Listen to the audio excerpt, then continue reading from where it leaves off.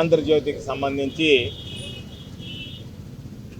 కొత్త పలుకు కార్యక్రమంలో చెత్త పలుకు నిర్వహించినటువంటి రాధాకృష్ణ ఆయనతో పాటు ఆ కార్యక్రమంలో పాల్గొన్నటువంటి సిబ్బంది మీద వైఎస్ఆర్ కాంగ్రెస్ పార్టీ శ్రేణుల మీద చేసినటువంటి అనుచితమైనటువంటి వ్యాఖ్యలు, రోత మాటలు, వాటికి మేము ఆ కార్యాలయం దగ్గర వెళ్ళి నిరసన తెలియజేసి క్షమాపణ చెప్పాలని డిమాండ్ చేసి మహిళలకి అదేవిధంగా వైఎస్ఆర్ కాంగ్రెస్ పార్టీ శ్రేణులకి ఆ రోజు దాని మీద అన్ని పోలీస్ స్టేషన్లలో కూడా కేసు నమోదు చేయండి అని చెప్పి రాష్ట్ర వ్యాప్తంగా ఇచ్చాం.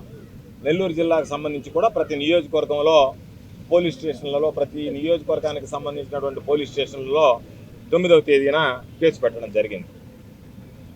అయితే ఆ రోజు స్పష్టంగా చెప్పాం, ఏదైతే ఆంధ్రజ్యోతి రాధాకృష్ణ జగన్మోహన్ రెడ్డి గారు మావిగన్ అనగానే దాన్ని తట్టుకోలేక వ్యక్తిగతంగా దూషణలకి దాడులకి దిగినటువంటి నేపథ్యంలో దిగజారినటువంటి, అంటే ఒక జర్నలిస్టుగా జర్నలిజంలో లేనటువంటి సాంప్రదాయాలను ఇప్పటికే నెలకొల్పినటువంటి రాధాకృష్ణ మరింత దిగజారి ఆ వ్యాఖ్యలు చేయడం జరిగింది. దానివల్ల చాలామంది వైఎస్ఆర్ కాంగ్రెస్ పార్టీ శ్రేణుల మనోభావాలు దెబ్బతిన్నాయి. కుటుంబ సభ్యుల్ని, మహిళలని, భార్యల గురించి మాట్లాడేటువంటి నీచ స్థాయికి ఈరోజు దిగజారిపోయినటువంటి వ్యక్తిగా రాధాకృష్ణ ముద్రపడ్డాడు.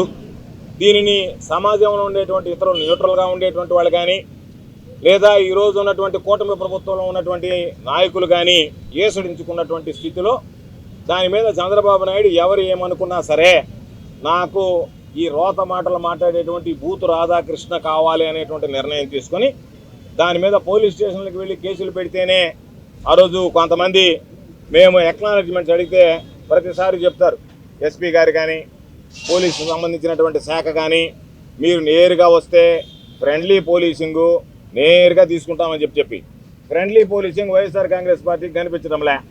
అక్కడ బయటితే మేమే వెళ్ళాం. నేను, నాతో పాటు సోదరులు శాసనమండలి సభ్యులుగా ఉన్నటువంటి చంద్రశేఖర్ రెడ్డి గారు, రూరల్ ఇన్ఛార్జిగా ఉన్నటువంటి విజయన్న, మాతోటే వైఎస్ఆర్ కాంగ్రెస్ పార్టీ ప్రధానమైనటువంటి నాయకులు అందరం కలిసి వేదాయపాలెం పోలీస్ స్టేషన్లో ఇచ్చాం.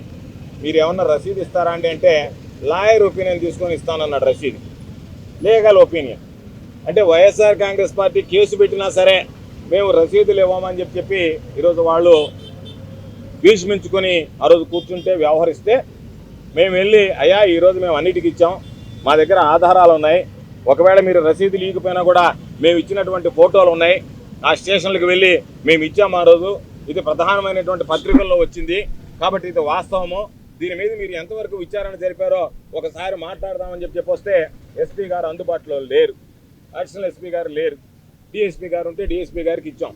డిఎస్పీ గారు వెంటనే మీకు మెసేజ్ వస్తుంది అని అన్నాడు. మెసేజ్తో సరిపెడతాడా, దీని మీద విచారణ చేస్తాడనేటువంటి దాని మీద స్పష్టత రావాల్సినటువంటి అవసరం ఉంది కాబట్టి మీరు మెసేజ్ పంపించి అయ్యా మీది మాకు ముట్టింది ఏదో చెప్పిన సామెతంగా రికార్డెడ్ మెసేజ్, మేము దాని మీద పరిశీలించి చర్యలు తీసుకుంటామని అంటే అది పరిశీలనగానే ఉంటుంది, చర్యలుగానే ఉంటుంది. కాబట్టి ఈరోజు మేము అక్కడికి వెళ్ళి చేస్తే అసలు మాట్లాడినటువంటి రాధాకృష్ణను వదిలిపెట్టి రాధాకృష్ణ మాటలు తప్పు అని చెప్పి మేము వెళ్తే నా మీద 2 కేసులు నమోదు చేశారు. మా మీద ఒక కేసులో అయితే పాపం ఏబిఎన్ ఆంధ్రజ్యోతి ఇచ్చింది, మమ్మల్ని అడ్డుకున్నారు, మమ్మల్ని విధులకు బాని లేదని చెప్పి ఆ సమయంలో అక్కడ ఊరు విధులకు పోయేటువంటి పరిస్థితి ఉండదు. అయినా సరే వాళ్ళు ఏదో కంప్లైంట్ ఇచ్చారు, దాని మీద ఒక ఎఫ్ఐఆర్ కట్టారు. మరలా 2 రోజుల తర్వాత ఉన్నతాధికారుల దగ్గర నుంచి ఒత్తిడి వచ్చిందని ఆ స్టేషన్ హౌస్ ఆఫీసర్గా ఉన్నటువంటి వ్యక్తి ఆయనే మహిళల్ని నెట్టారు, గందరగోళం చేశారు అని చెప్పి 2 రోజుల తర్వాత మరొక కేసు ఇచ్చారు. అంటే ఏదో ఒక విధంగా ఒక నాన్ బెయిలబుల్ కేసు వీళ్ళ మీద పెట్టాలని చెప్పారు. మేము జైళ్ళకు పోయి వచ్చినటువంటి వాళ్ళం, ఇక నాన్ బెయిలబుల్ కేసులకు భయపడేది ఉంది, అవసరం అనుకుంటే 2వ పోతాం, 3వ పోతాం. కాబట్టి వాటికి భయపడేదో లేకపోతే మీరు నాన్ బెయిలబుల్ కేసులు పెట్టిన మీద అబ్బా నాన్ బెయిలబుల్ కేసులు పెట్టారని చెప్పి జంకేది వెనకాడేది ఉండదు. కాబట్టి మా అందరి మీద ఈరోజు కేసులు పెట్టారు, ఏం భయపడం, వాటికి ఏం బాధపడం. మేము అడిగేది మా మీద మీరు కేసులు పెడితే మేము ఏదో న్యాయస్థానాన్ని ఆశ్రయిస్తాం, ఏదో ఒకటి చేస్తాం. వీటికి సంబంధించి మీరు ఏమి చర్యలు తీసుకున్నారు? ఒక వ్యక్తి ఎంతోమంది మనోభావాలను గాయపరిచేటువంటి విధంగా మాట్లాడితే ఆ వ్యాఖ్యలు, ఆ కారు కూతల మీద ఈరోజు మేము నిరసన తెలియజేస్తే మా మీద కేసులు కట్టారే. ఈ వ్యాఖ్యానించినటువంటి వ్యక్తి, ఆ వ్యాఖ్యాతకి వాళ్ళకి సంబంధించినటువంటి సిబ్బంది మీద మీరు ఎటువంటి చర్యలు తీసుకున్నారో చెప్పాలి అని అడిగితే దాని మీద సమాధానం చెప్పేటువంటి పరిస్థితి లేదు. కాబట్టి ఆయన ఏదో పాపం వెళ్ళి బెస్ట్ బిజినెస్ రిఫార్మర్ అవార్డు తెచ్చుకున్నాట. బెస్ట్ బిజినెస్ రిఫార్మర్ కాదు, నువ్వు పోలీస్ రిఫార్మ్స్ గురించి ఆలోచించి శాంతి భద్రతలు ఏ విధంగా ఉన్నాయి, ఏ విధంగా వ్యవహరిస్తున్నారంటే చివరికి టోల్ ప్లాజా దగ్గర రూలింగ్ పార్టీ ఎమ్మెల్యేది బండి ఆపినా సరే పోయి దాని అద్దాల బాగలు కొడుతుంది, వాళ్ళందరిని కొడుతుంది, ఆడోళ్ళని చుట్టుపట్టుకొని కుప్పలే చూతులు పెడితే పాపం మహిళలను కూడా చూడకుండా. అదేమంటే గన్మెన్లని పురామాయిస్తే పోలీస్ శాఖలో ఉండేటువంటి వాళ్ళు వాళ్ళకేం వచ్చిందో తెలియదు. మా దగ్గర గన్మెన్లు ఉంటే ఎవరన్నా మా మీదకి వస్తే పక్కన నిలబడేవాళ్ళు తప్ప నెట్టేవాళ్ళు కూడా కాదు. మేము కూడా పనిచేసాం అధికారంలో, అధికార పార్టీలో ఎమ్మెల్యేలుగా పనిచేసాం. మాకు ఉండేటువంటి వాడు మాకు భద్రత కల్పించడానికి మాకు రక్షణగా నిలబడి ఉండేవాళ్ళు తప్ప ఎవరిని నెట్టేటువంటి పరిస్థితి కూడా ఉండేది కాదు, ఎవరి మీద చేయి చేసుకునేటువంటి పరిస్థితి ఉండదు కాదు. నువ్వు ఎమ్మెల్యే అని చెప్పి నీ ముఖాన్ని ఏమైనా స్టిక్కర్ ఉంటుందా, నీ ముఖాన్ని ఏమైనా రాశాడా? బ్రహ్మ ఎప్పుడో మీకేదో జన్మలో చేసినటువంటి పుణ్యం ఓ పదవి ఇచ్చాడు మీకు, దాన్ని అడ్డం పెట్టుకుని మహిళల మీద అక్కడ ఉన్నటువంటి సిబ్బంది మీద దాడి చేసేటువంటి పరిస్థితి, వాళ్ళ మీద కేసులు పట్టింది. పాపం చంద్రబాబు నాయుడు గారు చాలా సీరియస్ అయ్యాడంట. ఏమని? వాళ్ళ మీద ఎవరైనా సరే ఉపేక్షించేది లేదు అని. నువ్వు మాటలకే సీరియస్ అవుతావా, జాతరకు సీరియస్ అవుతావా? నువ్వు బిజినెస్లో సంస్కరణలు కాదు, పరిపాలనలో ఉన్నటువంటి సంస్కరణలు అన్నీ కూడా మట్టి కొట్టుకుపోతున్నాయి, నీరు గారిపోతున్నాయి. అసలు ఆంధ్ర రాష్ట్రం అంటేనే ఈరోజు ఏహ్యభావం కలిగేటువంటి పరిస్థితి ఏర్పడింది. కోర్టులు చివాట్లు పెడుతున్నాయి, కోర్టులు ఏ విధంగా వ్యాఖ్యానిస్తున్నాయి ఒకసారి చూస్తే అలా చంద్రబాబు నాయుడు సిగ్గుతో తలదించుకోవాలని నేను 40 సంవత్సరాల అనుభవం అని చెప్పి ఆ పాత హరిశ్చంద్ర సినిమాలు ఎత్తుకుంటాడు చూడు పద్యం, అటు చంద్రబాబు నాయుడు మాట్లాడితే నాకు 40 సంవత్సరాల అనుభవం, సుదీర్ఘమైనటువంటి అనుభవం ఉంది, నేను ఎన్ని చూడలేదు ఎన్ని చేయలేదని చెప్పి మాట్లాడుతున్నావు. నువ్వు చేసినవి చూసినవి ప్రజలు గమనిస్తున్నారు. కాబట్టి ఇటువంటి నేపథ్యంలో మేము ఈరోజు వెళ్ళాం, ఖచ్చితమైనటువంటి ఆలోచన చెప్పి వాళ్ళకి చెప్పామయ్యా మీరు దీని మీద తీసుకోండి అని చెప్పి.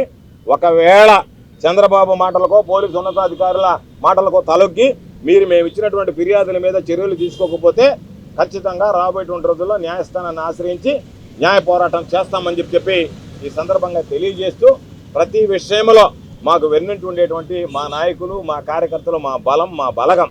కాబట్టి ఏ కార్యక్రమానికైనా పోలీసులు ఇబ్బంది పెట్టినా, ఈరోజు ఎంతోమందితో బందోబస్తు నిర్వహించినా ఏది లెక్క చేయకుండా పోలీసులు ఒక పక్క కేసులు పెడుతున్నా, ఓ పక్క హింసిస్తున్నా, ఓ పక్క ఇబ్బందులకు గురి చేస్తున్నా, ఓ పక్క జైళ్లకు పంపిస్తున్నా, వాటిని ధైర్యంగా సమర్థవంతంగా ఎదుర్కొనేటువంటి గుండె ధైర్యం కలిగినటువంటి వైఎస్ఆర్ కాంగ్రెస్ పార్టీ శ్రేణులు ఉండడం ఈరోజు వైఎస్ఆర్ కాంగ్రెస్ పార్టీకి ఘనమైనటువంటి ఆస్తిగా మేము భావిస్తున్నాం. మాకున్నటువంటి బలగం ఈరోజు వైఎస్ఆర్ కాంగ్రెస్ పార్టీ శ్రేణులు, మా నాయకులు, మా కార్యకర్తలు అని చెప్పి సందర్భంగా తెలియజేస్తూ, ఇందులో భాగంగా ఈరోజు పిలిచిన వెంటనే ఈ కార్యక్రమంలో పాల్గొన్నటువంటి ప్రతి ఒక్క మిత్రుడికి వైఎస్ఆర్ కాంగ్రెస్ పార్టీ శ్రేణులందరికీ పేరు పేరున మీడియా మిత్రులతో సహా పేరు పేరున ప్రతి ఒక్కరికి హృదయపూర్వకమైనటువంటి ధన్యవాదాలు తెలియజేస్తూ, ఏబిఎన్ ఆంధ్రజ్యోతి మీద వైఎస్ఆర్ కాంగ్రెస్ పార్టీ పోరాటం కొనసాగుతుంది.